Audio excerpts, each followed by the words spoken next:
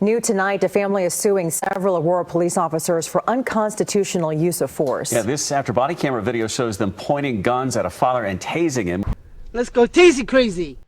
The false alarm that ended in a tasing, and how a hospital lie and police overreaction traumatized a family.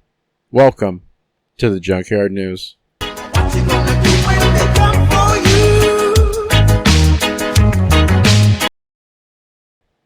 And in today's video news story, I'd like you to picture this.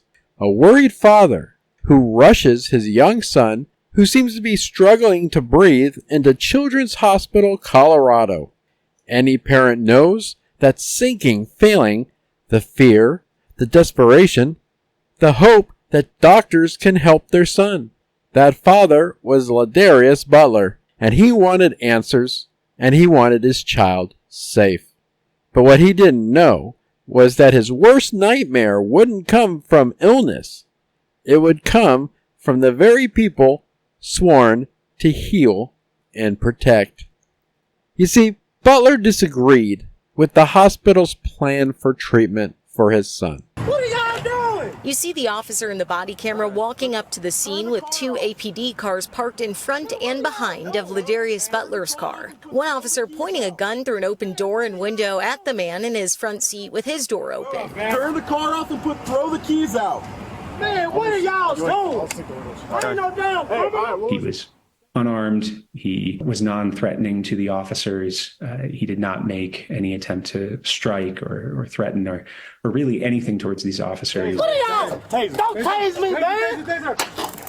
He did have his young son in Children's Hospital. He and his partner felt that they had gotten conflicting information about what was going to be the best course of treatment for their child. The attorney tells us they lived in Sterling, Colorado at the time, so they stopped before going to another hospital for a second opinion. This was not a circumstance where Mr. Butler or his partner were saying, we are simply discontinuing any medical care. He wasn't violent, he wasn't aggressive, and he certainly wasn't reckless. He was a father making a decision for his own child. So he left the hospital with his son. That's not a crime. That's called parenting, in hopes of going to a hospital closer to his home and getting a second opinion. But the hospital he left didn't treat it that way. Instead, staff escalated the situation into hysteria. They called 911 and falsely suggested this was a kidnapping. Think about that. A dad leaving with his child, wanting a second opinion, suddenly painted as a criminal snatching a boy in the night. That false report lit the fuse. And when police get told kidnapping, they don't come in calm. They come in loaded, armed to the teeth. Now, Aurora Police tracked Butler's phone and found him in a Walmart parking lot where they had briefly stopped. Now, you heard that right. Cops had his phone number. Did anybody think to call and have a conversation with him and get his side? No. Officers swarmed the vehicle, blocking it in with theirs, guns drawn. It was like a hostage crisis scene in a movie, yelling commands, terrifying the children in the back seat of the car. And here's the kicker. Within 32 seconds of arriving, and as Butler exited the vehicle as the officers wanted, it seems like for no reason, they decided to tase him. No attempt at conversation, no effort to de-escalate, no phone call beforehand, as stated, even though they had his phone number. Just pure brute force. Now imagine those kids. Won't somebody please think of the children? Watching their father ripped from the car, hit with 50,000 volts, slammed to the ground like some dangerous fugitive, not because he hurt his son, but because a hospital exaggerated a situation and cops overreacted. This wasn't about safety. This was about control. And this was about making an example out of a father who dared question authority. Now to the charges and the shameless cover-up that ensued. 3.5 minutes in, they explained why they were there. Man, so you guys took the little one from the hospital. That's my child. Okay, but it was in an ICU unit and needed medical treatment, so that's why we're doing what we're doing right now. No. Just listen, just listen. I don't mind him getting treatment. Y'all ain't understanding. Okay. This would have been handled by one phone call, and they had the phone numbers for both Mr. Butler and Ms. Houston. Following the moments transpiring here, Mr. Butler was arrested. We have alleged in our lawsuit that this prosecution was malicious, that them charging Mr. Butler with obstructive and resisting conduct, as well as child abuse, all charges that were dismissed, was in an attempt to justify the conduct that they had engaged in themselves. If violence wasn't enough, the police tried to slap Butler with charges of obstruction, resisting arrest, classic cop playbook.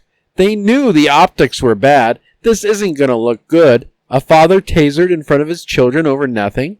So they manufactured a legal smokescreen to justify all their actions and behavior. But here's the truth. Those charges evaporated. The prosecutors knew there was no case and declined to prosecute. The kidnapping claim was bogus. There was no child abuse, no neglect, no crime. Just a family brutalized because authority couldn't admit its overreach. And now Butler is demanding accountability. He is suing Aurora Police for excessive force and civil rights violations. And rightfully so. His lawsuit points out, which should be obvious, the cops didn't have to do this. They had every tool at their disposal to handle it peaceably. A phone call, or even a calm approach, even a basic acknowledgement that a parent has rights. But instead, they went full paramilitary on a dad with toddlers in the back seat. And the city of Aurora? They're already circling the wagons, vowing to defend their officers who did this to the end. Because in their world and in their eyes, protecting the badge comes before protecting the public. Now here's the bigger picture. We have a culture of fear and overreaction. This is bigger than one father, one hospital, or even one police department. This is about a system where hospitals exaggerate to avoid liability, and police respond with force first, ask questions later, where a dad can go from caregiver to criminal in the span of a single phone call. And the people who suffer the most? The kids. They watched their father collapse from taser shock because authority figures couldn't handle being questioned. Police officers can violate your rights and get away with it. That's called qualified immunity. That's trauma those children will carry for years. And now let's come to the uncomfortable truth. Let's call this what it is. The hospital lied and exaggerated what was going on, turning a parent's decision into a bogus kidnapping. And of course, you do have the cops overreacting. Guns, tasers, blocking a vehicle in that's parked so it can't move, and attacking a father in front of his kids. And the charges? A pathetic cover-up meant to shield the cops from accountability. LaDarius Butler didn't have to be tased. His kids didn't have to watch their father treated like a criminal, and the city didn't have to defend the indefensible. But that's exactly what's happening. And unless cases like this are challenged head on, it will keep on happening. And be careful because it could happen to you. Thank you again for watching this video on the Junkyard News. You never know when the next interaction you have with a Leo will lead you to being the star in our next video. Videos uploaded by the Junkyard News are helped in part by viewers just like you. You can show your support for this channel by clicking the thumbs up, sharing our videos. Don't want to miss a video or a story? Make sure to check us out and like us on Facebook at The Junkyard News.